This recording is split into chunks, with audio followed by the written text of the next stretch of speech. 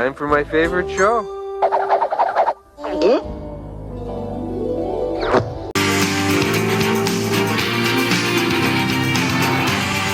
Hi, I'm Greg Gutfeld, along with Kennedy, Harold Ford Jr., Jesse Waters, and when she eats an M&M, she always saves one M for later. Dana Perino, the 5.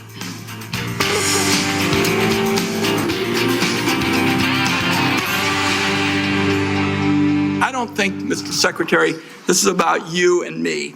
This is about kids being pushed in harm's way. You've sat in that chair for how long? 20, 25 years, while the chronic disease in our children went up to 76%. And you said nothing. Yeah, it's a Maha meltdown. RFK Jr. defending his vaccine policies against Democrats on Capitol Hill, furious over his ousting of the CDC director. Jr. says it's time for new blood at the health agency after they failed Americans during COVID. CDC failed that responsibility miserably during COVID, when its disastrous and nonsensical policies destroyed small businesses, violated civil liberties, closed our schools, caused generational damage in doing so, masked infants with no science, and heightened economic inequality. And yet all those oppressive and unscientific interventions failed to do anything about the disease itself. And from there, the Dems came unglued. You're so wrong on your facts. You're interrupting me. And, sir, you're a charlatan. That's what you are. You're the ones who conflate chronic disease with the need for vaccines. Because you are citing data that you won't produce to the public. You're just and you are up. rejecting You're science. making things up to scare people, and it's a lie. Mr. Chairman, the Secretary of Health and Human Services doesn't know how many Americans died from COVID. Doesn't know if the vaccine helped prevent any deaths. And you are sitting as Secretary of Health and Human Services? How can you be that ignorant? I never promised that I was going to recommend products with which there is no indication. When you said... And I know you've taken $855,000 from pharmaceutical companies, Senator. On behalf of parents and schools and teachers all over the United States of America who deserve so much better than your leadership. That's what this conversation is about, Mr. Chairman. Senator, they deserve the truth, and that's what we're going to give them for the first time. You know, Kennedy, they were really circling the wagons around the CDC, and he took it apart in that one clip there. But it's like, why can't CDC answer for some of the decisions they made? Or for some of the businesses that were shuttered. Or to his point, before he testified today, he published an op-ed in the Wall Street Journal showing some of the fallout from COVID, the lockdown, shuttered schools, closed businesses, arbitrary 6-foot distancing rules, and all these things. So the difference between RFK Jr.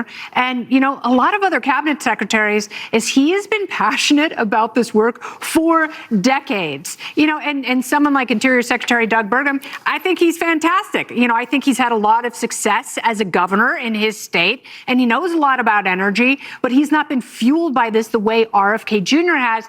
And that's what's frustrating to a lot of the senators is he has answers for these things. And he has a team of advisors that he has been working with. And I disagree with him on a lot of stuff, but at least he makes me think about vaccines. Yeah. At least I have conversations with people who are having babies now, and even the schedule that they're giving kids now is vastly different than 16 years ago, the last time that I had to have these sensitive conversations with the pediatrician. I think that's the best thing we can do as a society, and have these honest discussions about how we look and what we're putting in our bodies and the solutions we're giving our children when we're failing them, when all of these institutions are failing him. So if Trump was elected to be a disruptor and to dismantle things as a limited government libertarian, I cheer that, even if I might have some fundamental issues with what he's saying. I believe in the work that he's doing. You're right. I mean, just aside before we go to Harold, I didn't look at vaccines obviously until I had to. I knew about it. But like the Hep B vaccine, your baby has to get the Hep B vaccine. And I go, well, what are the risk factors? Well, if your mother has Hep B. And how did you get it? Well, through syringes or having sex with that. It's like, we're not in that group. No. We're not in that I go, well, you know what? You should still get the vaccine as a community preventive thing. I go, what does that mean exactly? My kid doesn't need this. And yet they tell you that it's required or suggested. And if you say no, they make you feel guilty. I think that's it for tonight.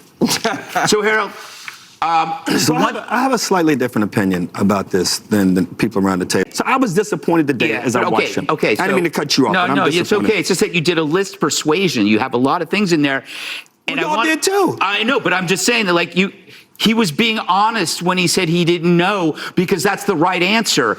You don't know about the deaths. The same, we were lied to about flu vaccines. Okay. How many people were killed by the flu every year? No, you can blame them because they were qualifying. COVID killed these people, not the CDC. You came in with a gunshot wound, Harold, and if you had tested for COVID, you were marked down as a COVID death, so the hospitals could get more money. That's how it worked. It's already been exposed. Why am I the one exposing this? Jesse, You're always exposing. As much as we want to be partisan sometimes, COVID killed these people, not the CDC. I know, but and we don't have a full accounting for it because they don't You think have the accurate CDC killed them? statistics. You think the CDC killed it? That's not what he said. He said we don't have an accurate count he because of the way started the that. hospitals jiggered with the numbers. Well, we couldn't even have an honest discussion at the time because they were all the scientists who were mildly skeptical and reading the same data, who were pushing back against Anthony Fauci, were told they would have their funding taken away if they dared not toe the line. So we don't know some of those answers, unfortunately. Yeah, in your face, Harold.